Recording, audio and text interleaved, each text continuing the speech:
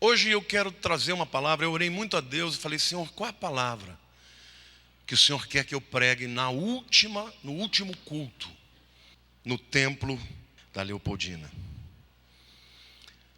E Deus me trouxe um princípio muito simples, sobre o qual eu quero refletir com vocês hoje, porque Ele disse que nós precisamos voltar para as veredas antigas.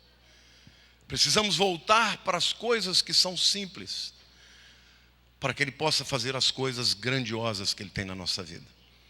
O princípio que eu vou trazer para vocês hoje é o seguinte: preste atenção que eu vou pedir para você repetir. Se você quer recobrar o que perdeu, diga, se você quer recobrar o que perdeu, precisa voltar para o que deixou. Vamos falar de novo? Se você quer recobrar o que perdeu, precisa voltar para o que deixou. O tema da mensagem de hoje é: recupere o que perdeu. E o texto que eu vou ler para vocês é um texto muito conhecido, mas a partir daí a gente vai refletir sobre esse princípio. Está em Joel capítulo 2, versículos 12 a 14. Ainda assim, agora mesmo diz o Senhor, convertei-vos. Essa palavra no hebraico é muito mais simples, é voltai, shvu. Voltai para mim de todo o vosso coração. Isso com jejuns, com choro e com pranto. Como eu estou lendo no original, eu fui pesquisar essa palavra pranto. Esta palavra é a palavra utilizada quando alguém perde um ente querido. Então é um choro, não é um choro qualquer. É um choro de uma dor profunda, de ter perdido alguém querido. Uma outra utilização dessa palavra, misped, é quando você sofre uma calamidade. Como se algo destruísse, passou um furacão, destruiu a tua casa. Esta é a palavra usada aqui. E Deus está dizendo: voltai para mim de todo o vosso coração. Isso com jejuns, com choro e com pranto. Esta palavra pesada. E eu fiquei pensando a respeito disso.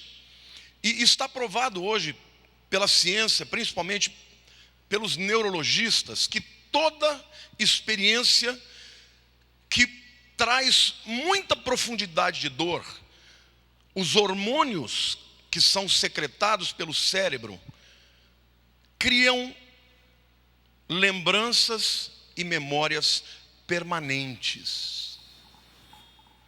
Aquilo que não gera em nós sentimentos, a gente esquece. O cérebro deleta, mas aquilo que marca com dor ou com alegria, algo que tem emoções profundas, isso é guardado para sempre. Então Deus está dizendo que voltar para Ele de todo o coração implica numa experiência profunda de arrependimento. Uma experiência profunda, com sentimentos, com dor, com pranto. E Deus vai além. Ele diz: rasgai o vosso coração e não as vossas vestes. Porque na cultura judaica era comum alguém rasgar a veste diante de uma situação difícil. E Deus falou: não quero que vocês rasguem as suas vestes. Eu quero que vocês rasguem o seu coração. E aí ele diz mais: e voltai-vos para mim. Convertei de novo aqui, shvu. Voltai-vos para mim, voltai-vos para o Senhor, vosso Deus. E aí ele começa a dizer as razões porque Ele quer que você se volte para Ele. Porque Ele é misericordioso, diga, Ele é misericordioso. Leia comigo: e compassivo, e tardio em irar-se, e grande em benignidade. Essa palavra benignidade é hesed, que é graça. E se arrepende do mal. Quem sabe se não se voltará e se arrependerá e deixará após si uma bênção, uma oferta de manjares e libação para o Senhor vosso Deus. Diga assim: para recobrar o que perdi, preciso voltar para o que deixei. Isso vale na vida, por exemplo, na saúde. Se você abandonar uma alimentação saudável, se você abandonar uma vida de exercícios físicos e abandonar uma vida de um sono reparador, o que acontece com a saúde? Você perde a saúde. Não adianta você orar a Deus para que Deus te abençoe a saúde se você judia do seu corpo. Essa foi para mim. Mas se você quer os benefícios de uma empresa, você não pode deixar a empresa. Porque tão logo você sai da empresa, aqueles benefícios acabam na sua vida. Sim ou não? Se você abandona uma igreja, você perde os benefícios daquela igreja. A comunhão, o ensino, a adoração que ali tem. Então este é um princípio que nós precisamos compreender, que vale também na nossa relação com Deus. Isso vale para princípios espirituais. E eu quero então dar para vocês alguns exemplos. Deus falou, se você deixa a santidade, você perde poder e autoridade. Não dá para você abrir mão da separação, porque santidade é ser separado, e não perder a distinção. Uma pessoa que anda em santidade, ela fala diferente. Jesus falava no meio dos fariseus e eles diziam, esse jovem aí fala como quem tem autoridade. Sem a santidade, você perde a distinção. Se deixamos algo, perdemos algo. Por isso podemos e devemos voltar para aquilo que deixamos. Essa é a palavra de Deus para você hoje. Vocês podem começar um novo tempo, mas eu quero que vocês comecem voltando de coração para mim. E essa palavra não é só para aquele indivíduo que se perde, que está lá fora, ou que está em pecado. Querido, é para todos nós. Todos nós temos que frequentemente analisar o nosso coração e dizer para Deus, Senhor, o que é que eu estou fazendo? Eu preciso voltar para Ti. Eu tenho vivido um tempo em que Deus, já há alguns meses, eu acordo orando do meu espírito, Senhor, eu quero Te agradar. Senhor, eu quero Te honrar. Me ajuda a Te honrar. Eu estou vivendo um processo de quebrantamento. E isso atrai a presença de Deus. Atrai a unção de Deus. Se você perdeu uma vida de vitória, meu querido, pode saber de uma coisa. É porque você deixou os princípios da palavra de Deus. Se você deixar uma vida de oração, você perderá muitas coisas na tua vida. Tem muita gente que tem muitas vidas, né? Tem gente que tem vida de internet. Netflix, Facebook, Instagram, WhatsApp. O que mais que tem aí? Snapchat, e daí por diante. Tem uma vida exuberante, milhares de amigos. Você tem vida de oração? Você tem vida familiar? Se você abandona algo, algum princípio, você perde algo. E o Senhor está te dizendo, eu tenho muito mais para fazer na tua vida, voltem para mim. Eu sou misericordioso, eu sou benigno, eu sou gracioso, grande é a sua misericórdia. Voltem para mim. A única razão porque se a Sansão perdeu o poder, é porque ele perdeu a pureza. Ele havia sido separado por Deus e ele tinha um voto de não tocar em coisas mortas, de não beber bebida forte, de não cortar o seu cabelo. Ele tinha sido separado para ser um nazireu. E Deus deu a ele uma força descomunal, um chamado, uma visão, um propósito. Ele era imparável. Ninguém podia impedir aquele homem, sozinho ele enfrentou uma nação. Mas aí então ele abandonou primeiro a sua dignidade. Depois, ele abandonou a sua santidade. Começou a se envolver com as prostitutas. E aí ele perdeu a sua força.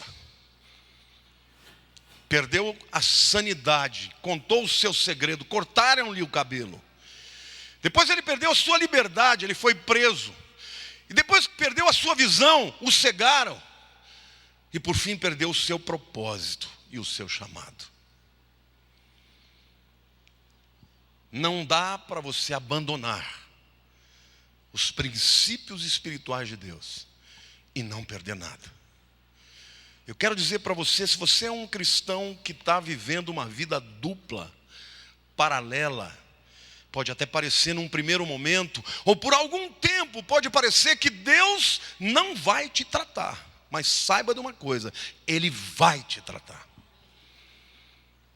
Mas você quer ouvir uma boa notícia? Se você se dispuser a voltar, você pode recuperar o que perdeu. Porque o princípio de Deus é esse: voltar para o que deixou, para recuperar o que perdeu. A maldição dessa geração, querido, é que as pessoas não querem voltar para o que deixaram, mas querem receber o que perderam. Não é possível uma coisa sem a outra. Se você abandonar a oração, a consagração, o quebrantamento, a santificação, você estará abrindo brechas para o diabo vir sobre a sua vida, roubar, matar e destruir. Agora, por que as pessoas em sã consciência abrem mão disso? Porque elas começam a acreditar que é possível viver uma vida plena à parte de Deus. Elas começam a acreditar que dinheiro, popularidade, conforto, posição podem trazer felicidade. Queridos, a mídia está aí. Quantas pessoas você conhece aí que tem tudo isso e são miseráveis? Miseráveis ricos, cheio de dinheiro, mas sem uma vida plena. Sansão acordou um dia e ele tinha perdido tudo. Porque sabe, gente, Satanás começa a te roubar e você não percebe. Primeiro rouba a alegria, a fé. Você começa a esfriar com Deus e começa a caminhar um caminho de afastamento e de abandono, achando que você pode ser feliz sem Deus na tua vida. Quando ele percebeu, ele estava no meio do território do inimigo, no templo de Dagon, o deus idólatra, o ídolo dos inimigos de Israel, os filisteus. E naquele momento, ele teve um grande quebrantamento. E a Bíblia diz que Deus recobrou a ele a sua força. E num dia, Sansão matou mais filisteus do que durante toda a sua vida. O Senhor manda dizer para você que Ele é um Deus de graça e de misericórdia. E se você se dispuser a voltar para Ele, Ele vai restituir o que você perdeu. Mas não pode ser pela metade, tem que ser de todo o coração. Qual foi a última vez que você chorou pelo seu pecado? Qual foi a última vez que você se humilhou e botou a cara no pó para falar com Deus? Deus espera isso de nós. Se você voltar, você vai ter o que você perdeu. Eu quero ler um texto muito interessante que está lá em 2 Reis, capítulo 8, versos 3 a 6, e depois eu explico para vocês. O texto diz assim: ao cabo de 7 anos, um tempo de fome e de seca que houve em Israel, a mulher voltou da terra dos filisteus e saiu a clamar ao rei pela sua casa e pelas suas terras. Ora, o rei falava a Geazi, moço do homem de Deus, dizendo: conta-me, peço-te, todas as grandes obras que Eliseu tem feito. Contava ele ao rei como Eliseu restaurara a vida a um morto. Quando a mulher cujo filho ele havia restaurado a vida, clamou ao rei pela sua casa e pelas suas terras. Então disse Geazi: ó rei, meu senhor, esta é a mulher, e este o seu filho a quem Eliseu restaurou a vida. Interrogou o rei a mulher, e ela lhe contou tudo. Então o rei lhe deu um oficial dizendo: faze restituir-se-lhe tudo quanto era seu, e todas as rendas do campo, desde o dia em que deixou a terra até agora. Deus falou assim: isso é tratamento de favor. Essa mulher, por causa da seca, ela saiu de Israel, foi para a terra dos filisteus, ficou lá 7 anos. Não devia ter ido, não devia ter deixado a terra da promessa e buscar a provisão da sua vida no território do inimigo. 7 anos depois ela volta sem nada. E quando ela volta, ela não tinha mais a terra, ela não tinha mais a casa dela, não tinha nada. E aí, ela já tinha se arrependido, ela tinha voltado para Deus. E quem ela vai procurar? O rei. E quando ela chega na presença do rei, naquele tempo os reis atendiam as pessoas, estava acontecendo um negócio muito interessante lá. Estava o servo de Eliseu falando a pedido do rei. O rei ficou sabendo que Eliseu estava fazendo milagres maravilhosos. E o rei virou para Geazi e falou: escuta, me conta mais desse teu profeta. A última que ele fez, rei, ele ressuscitou um jovem, filho de uma mulher, viúva. É mesmo? Quem estava lá chegando? Na hora certa que o Geazi estava falando com o rei, a viúva que Eliseu tinha ressuscitado o filho, voltando do seu exílio. Ela chega lá, o rei fala: é verdade o que ele está contando?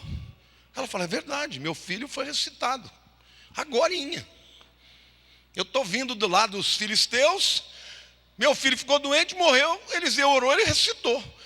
O rei ficou tão impactado, falou: é o seguinte, já que Deus fez isso na tua vida, o que você tinha para pedir? Não, é que eu perdi minha terra, devolve a casa, devolve a terra, e tem mais, tudo que a terra produziu até agora, você devolve também. Isso é justiça? Não, isso é graça, isso é favor, isso é misericórdia. E Deus está dizendo para você que quando você volta para o lugar onde Ele tem para você, Ele vai fazer além da justiça, Ele vai fazer o favor. Mas quem a mulher foi procurar em primeiro lugar? O rei. E o Senhor falou para você hoje: procure o rei. Tem muita gente procurando a sua felicidade, a sua plenitude em pessoas. Não espere de pessoas, espere do rei. Não fique esperando do teu patrão, do teu chefe ou de quem quer que seja. Quem pode restituir a tua vida é o rei. E Deus está dizendo: voltai para mim, porque eu tenho uma bênção para você. Eu tenho ofertas de libação para que você me oferte. Deus está dizendo para essa igreja: se você não voltar para o que deixou, não vai restituir o que perdeu. Mas se você voltar para onde você deixou, Deus vai restituir o que você perdeu, amém? Mas procure o rei. O favor, queridos, eu refleti muito nessa palavra, e eu comecei a imaginar como é que as pessoas vão perdendo e não percebem. Porque Satanás, ele vai te subtraindo devagarzinho. Ele te dá algumas coisas e te tira outras mais importantes. E a hora que a pessoa percebe, ela está enredada. Começa a justificar: não, eu estou assim por causa da crise. Eu estou assim por causa da fome, por causa da seca. Eu estou assim porque o meu marido não é bom. Eu estou assim porque minha mulher não é boa, não me ajudou. Eu estou assim porque eu cometi erros. E o Senhor me mandou dizer para você: na crise Ele traz a bênção, no erro Ele restitui. O Senhor diz para você hoje: confia no Senhor de todo o teu coração e não te estribes, não te fie no teu próprio entendimento. Reconhece-o em todos os teus caminhos e Ele endireitará as tuas veredas. O Senhor está dizendo para esta igreja: ainda que as tuas veredas sejam tortas, Ele vai endireitar. Mas nós temos que reconhecer, porque o inimigo vem para roubar, matar e destruir, mas ele trabalha na autoridade que damos a ele, na brecha que abrimos. Então não justifique, não relativize. Reconheça perante Deus: Senhor, eu errei, mas eu estou aqui. E Deus vai agir com favor, como Ele disse para aquela mulher. Você não devia ter saído. Não era lá que estava a tua provisão. Mas eu faço você chegar na hora que o coração do rei está recebendo a graça de descobrir que eu estou operando. E quando ele soube que Eliseu foi instrumento para operar o poder na vida daquela mulher, ele falou: quer saber? Se Deus está com ela, eu vou devolver tudo. E mais, pode pagar para ela a renda da terra que ela recebeu até agora, que ela deixou de receber até agora. Quantos aqui creem que Deus pode fazer isso na sua vida? O Senhor está te dizendo que se nós botarmos a cara no pó, se nós nos arrependemos, você vai viver uma experiência de restituição e plenitude, porque Deus é rico em misericórdia. Amém? Mas fora dele, irmãos, não existe vida plena.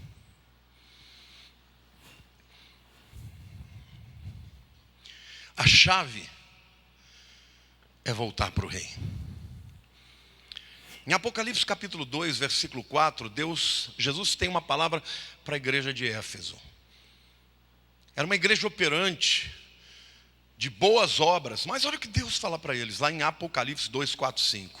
Aliás, Ele não falou só para eles, falou para mim. E está falando com vocês hoje. Tenho, porém, contra ti, que abandonaste o teu primeiro amor. Quando você abandona uma coisa, o que acontece? Você perde outra. Lembra-te, pois, de onde caíste, arrepende-te e volta à prática das primeiras obras, e se não, venho a ti, e moverei do seu lugar o teu candeeiro, caso não te arrependas. Jesus está dizendo: ou vocês voltam a me amar em primeiro lugar, ou eu vou tirar o candeeiro. O candeeiro era um candelabro de fogo. Jesus está dizendo: se vocês não me amarem como me amavam, eu vou tirar o fogo, a paixão, o amor. Eu vou tirar a minha presença, eu vou tirar a minha luz. E querido, a pior coisa, a coisa mais trágica que pode ouvir, o maior juízo que Deus pode trazer para alguém, é tirar a luz do entendimento. A pessoa começa a entender, a olhar para o mundo de outra maneira, e não sabe que está andando nas trevas, porque a luz já saiu. Eu tenho orado a Deus: Senhor, que a minha vida jamais perca o entendimento de quem Tu és, da importância que o Senhor tem para mim, do lugar que o Senhor deve ocupar na minha vida, porque, querido, tudo na vida passa, as pessoas passam, a riqueza passa, as situações passam, o poder passa, a honra dos homens passa, o que vai sobrar lá na eternidade é o meu relacionamento com Deus. Então eu quero dizer: volta, igreja, volta para o Senhor, que é rico em misericórdia, em graça.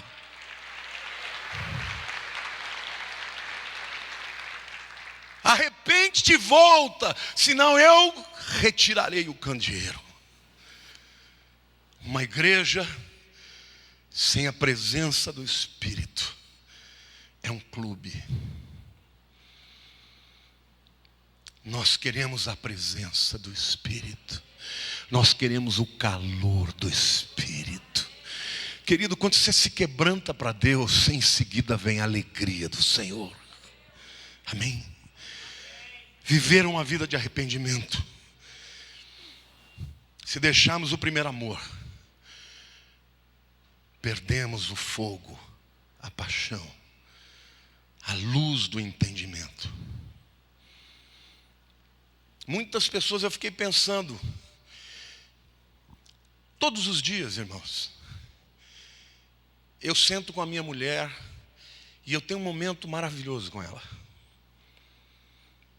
A gente se ama, a gente declara o amor um pelo outro. A gente assiste aquela novelinha, agora tem as novelas bíblicas, né? Nossa fé encorajada. A gente pega na mão, eu deito no colo dela, ela deita no meu. E eu falo: meu amor, que é isso que a gente tem? Por que é tão especial? E muita gente olha para nós e pensam, e pessoas pensam que a gente vive bem assim, porque eu sou bom, porque ela é boa. Não, queridos, é porque Deus é bom.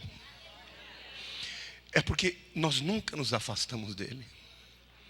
E quando a gente está perto dele, as coisas ficam mais claras. Eu vejo ruindade no meu coração. Às vezes eu falo coisas para ela que eu não precisava ter dito. Mas porque eu amo a Deus, eu corro atrás dela. E me arrependo e rasgo o meu coração. Se tiver que me ajoelhar perto dela, eu faço. E Deus fecha a ferida. E ela também comigo. O segredo, meu querido, de qualquer vida vitoriosa é um só. É a presença de Deus na nossa vida. Se o Senhor é o Senhor da tua vida, se você o amar, Deus está te dizendo: eu estarei presente. Os teus inimigos cairão, virão por um caminho e fugirão por 7 caminhos. Mas quando a gente acha que a gente pode se alegrar a parte dele, viver uma vida independente dele, aí você abre uma brecha para que o ladrão venha roubar, matar e destruir. A boa notícia é que se você voltar, o Senhor te diz: eu derramo a alegria de volta, as lágrimas e o frescor da minha presença. Quantos aqui já sentiram a presença de Deus? Não tem nada que me faz chorar mais. Aliás, eu choro para tudo, né? Até para propaganda de margarina. Mas o que me faz mesmo chorar é perceber a bondade de Deus pela minha vida. Eu reconheço que Ele faz muito mais por mim do que eu mereço. Lucas capítulo 15 nos conta a parábola do filho pródigo. O filho pródigo tinha tudo, mas ele foi enganado e passou a acreditar na ideia que ele podia viver bem fora da presença do pai. Então ele abandona o pai, abandona a fazenda, abandona as bênçãos e pede parte, a herança dele ele leva embora. E o interessante é que durante todo aquele tempo que ele foi gastando de maneira dissoluta, ele não percebeu que ele precisava do pai. Até o momento que ele perdeu tudo. E ele olhou, os olhos dele foram abertos e ele viu que ele estava numa pocilga, comendo comida de porcos. Posso te falar uma coisa? Agradeça a Deus pela pocilga. Porque tem momentos que a gente só abre os olhos quando Deus permite que a gente perceba o que perdeu. E naquele momento, ainda que ele não tivesse certeza da reação do pai, ele disse: eu vou voltar, porque aqui eu estou sendo tratado de um jeito que na casa do meu pai os servos são tratados muito melhor. E ele volta, cheio de dúvidas. Como muitos crentes têm dúvida se Deus vai aceitá-los de volta, se vai restituir a vida deles. Mas no meio do caminho, ele vê o pai levantando as suas vestes e correndo para ele. Enquanto ele vinha devagar, por causa do temor, da rejeição, o pai estava correndo. E o Senhor me manda te dizer: Deus está correndo na sua direção para restituir a tua vida, para restaurar o que o diabo te tomou. Mas volte para ele. Volte para ele. O pai o abraça, o beija, nem toca no assunto. Manda trazer o anel de filiação, bota sandálias nos pés, roupas limpas e diz: manda matar o novilho cevado, o boi gordo, que representa Jesus. Porque meu filho estava perdido e foi achado e voltou.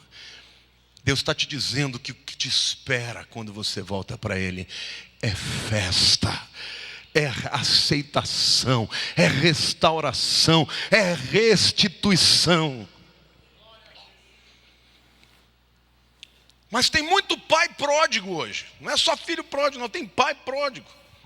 Que abandona a família, perde a dignidade, perde a honra e perde também o respeito dos filhos. Por quê? Porque se afasta da vontade de Deus.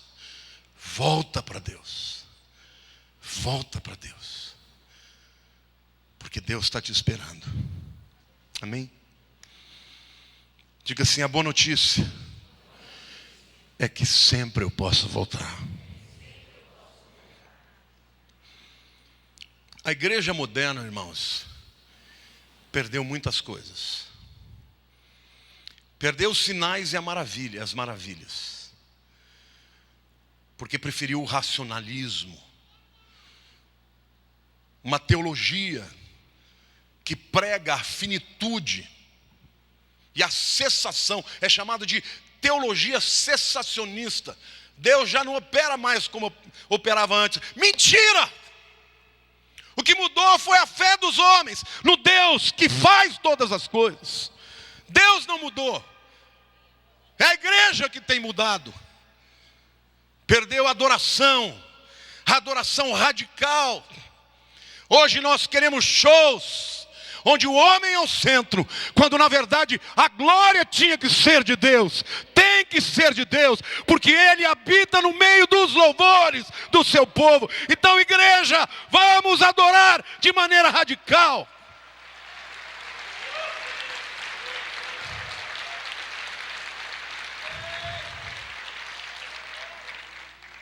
Eu fico vendo essas coisas, eu nem ligo, né, televisão na época do carnaval. Mas às vezes você entra na UOL, você vê as pessoas inebriadas pela carne, droga, prostituição, bebida. Mas quando chega na igreja, os crentes não têm exuberância da alegria. Claro, não dá para você se alegrar lá no mundo e achar que o Espírito Santo vai vir sobre a sua vida. Nós temos que buscar a Deus e nos santificar, porque é tempo da glória de Deus se manifestar no meio do seu povo. A glória de Deus, a adoração é para Ele, e somente para Ele.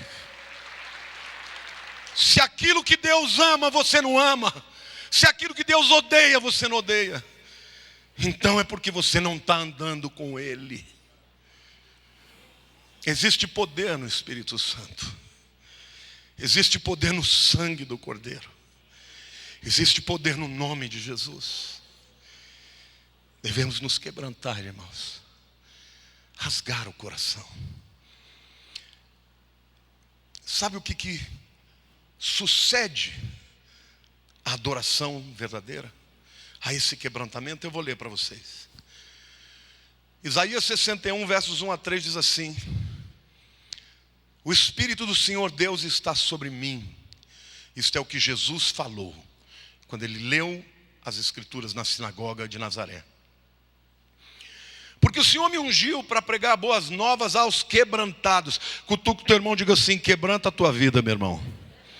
Enviou-me a curar os quebrantados de coração, a proclamar libertação aos cativos e a pôr em liberdade os algemados, e a pregoar o ano aceitável do Senhor e o dia da vingança do nosso Deus. E aí ele diz: a consolar todos os que choram, e a pôr sobre os que em Sião estão de luto uma coroa ao invés de cinzas, óleo de alegria em vez de pranto, veste de louvor em vez de espírito angustiado, a fim de que se chamem carvalhos de justiça, plantados pelo Senhor para a sua glória. O Senhor te diz hoje, igreja, se você se quebrantar e rasgar o coração, virá veste de louvor, coroa de justiça, alegria ao invés de pranto. Amém, irmãos? Igreja, vamos nos quebrantar perante o Senhor.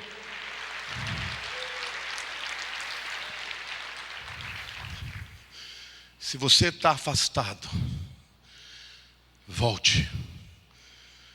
Se você está amargo, Deus tem vestes de louvor para você. A sua segurança, a sua felicidade não está em ninguém. Eu estava aconselhando uma pessoa cometeu muitos erros no casamento, se drogou, prostituiu, a mulher o abandonou. E ele disse para mim: pastor, eu voltei para valer para Jesus, mas a minha mulher não me quer mais, eu vou tirar minha vida. Eu falei: então você não voltou para Deus. Então você está voltando para ver se Ele faz um favor para colocar alguém para ser o seu Deus. Deus pode restituir o seu casamento, Deus pode restituir qualquer coisa na sua vida, mas nada disso pode se tornar Deus na tua vida, porque não é um homem, não é uma mulher, não é um emprego, não é uma posição, não é um dinheiro que vai fazer você ser uma pessoa plena. Somente Deus pode ser esta pessoa. Então voltar para Ele, porque é Ele o Senhor, quem nos dá segurança, quem nos dá alegria. Eu quero usar o exemplo de Davi. Quando Israel pecou, principalmente Eli, o sacerdote e os seus filhos pecaram, Deus permitiu que na guerra a arca da aliança fosse levada para os filisteus. E a arca da aliança ficou 18 meses fora da presença de Deus, do povo de Deus. E de repente a arca começou a causar muitos problemas, né? Tumores nos filisteus. O rei Dagom caiu 2 vezes, se espedaçou perante a arca, a ponto deles não quererem mais aquele negócio, e mandaram para Israel. Davi manda buscar a arca, e ao invés de obedecer e trazer a arca no ombro dos sacerdotes, ele bota num carro de boi. Vocês conhecem a história, o boi tropeçou, a arca foi cair, Uzá pegou, tocou na arca e morreu na hora. Davi fica com medo e fala: não vou levar mais a arca para Jerusalém. E ele deixa na casa de Obed-edom por 90 dias. E os rabinos dizem que no período de 90 dias, Davi não compôs nenhum salmo. A alegria dele foi embora. Mas ele ouviu falar que na casa de Obed-edom, um homem simples, pobre, a mulherada começou a engravidar.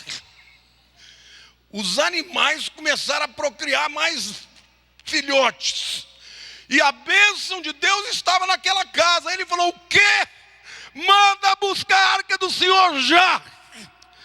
E quando a arca entra em Jerusalém, Davi novamente começa a salmodiar, a cantar, e a música, e a dança, e a alegria exuberante, porque a presença de Deus voltou para a presença de Davi em Jerusalém. Aleluia, irmãos! E o Senhor manda te dizer que se a presença de Deus estiver na tua vida, pessoas vão ouvir dizer o que Deus está fazendo na tua casa, a restituição, a transformação, a graça e o favor. E as pessoas vão dizer: traga a arca para mim, porque eu quero a presença de Deus na minha vida. Olha para a pessoa ao teu lado e diga: somente o Senhor traz plenitude na sua vida. Conversão é mudar a mentalidade. Mais do que nunca, o mundo de hoje precisa de uma igreja com a mentalidade convertida. Não permita que a mentalidade do mundo transforme a sua mente. Seja você um instrumento de transformação, porque contra fatos não há argumentos. Se você tiver, meu querido, o Senhor me manda te dizer, isso é para todos nós. O propósito e a vontade de Deus para a sua igreja é nos usar como luz para os povos. A tua guerra é dele, se a guerra dele for sua. É impossível deixar algo sem perder algo. Mas Deus está dizendo para nós: é um novo tempo. Diga: é um novo tempo. Diga: é uma nova oportunidade. Vamos voltar para o Senhor. Quantos aqui se lembram de como você era quando era novo convertido? Você se lembra que você cria em tudo? Você se lembra que você tinha alegria nas coisas de Deus? Deus está dizendo, é esse o primeiro amor que eu quero. Amém, irmãos?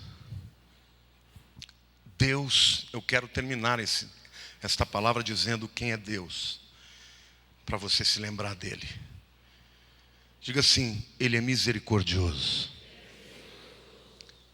Misericórdia significa que ele sente no seu coração, a sua miséria. Diz que é compassivo. Compassivo significa que ele padece com você as suas dores.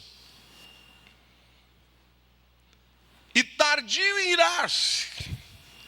Querido, Deus não quer se irar. O fato de você estar andando em pecado e Deus não ter posto a mão sobre a tua vida, não é porque Ele não está achando que tem nada demais. É porque Ele, como Pai, Ele não quer te disciplinar. Mas acredite no que eu te digo, se você não se converter, Ele vai te disciplinar. Mas Ele é tardio em irar-se. Grande em recede, diga recede, graça, grande em graça, e se arrepende. Esta palavra rá, não é o mal que ele cometa, mas também traduz por calamidade. Quem aqui é pai e já teve que bater no seu filho alguma vez? Quem aqui já chorou por ter feito isso, depois que fez? É isso que a Bíblia está dizendo. Deus não quer nos disciplinar. Quem sabe se não voltará e se arrependerá e deixará após de si uma bênção. Olhe para o teu irmão e diga assim, Deus tem uma bênção na tua vida. Uma oferta de manjares, libação para o Senhor vosso Deus. Feche os seus olhos, meu querido. Não endureça o seu coração.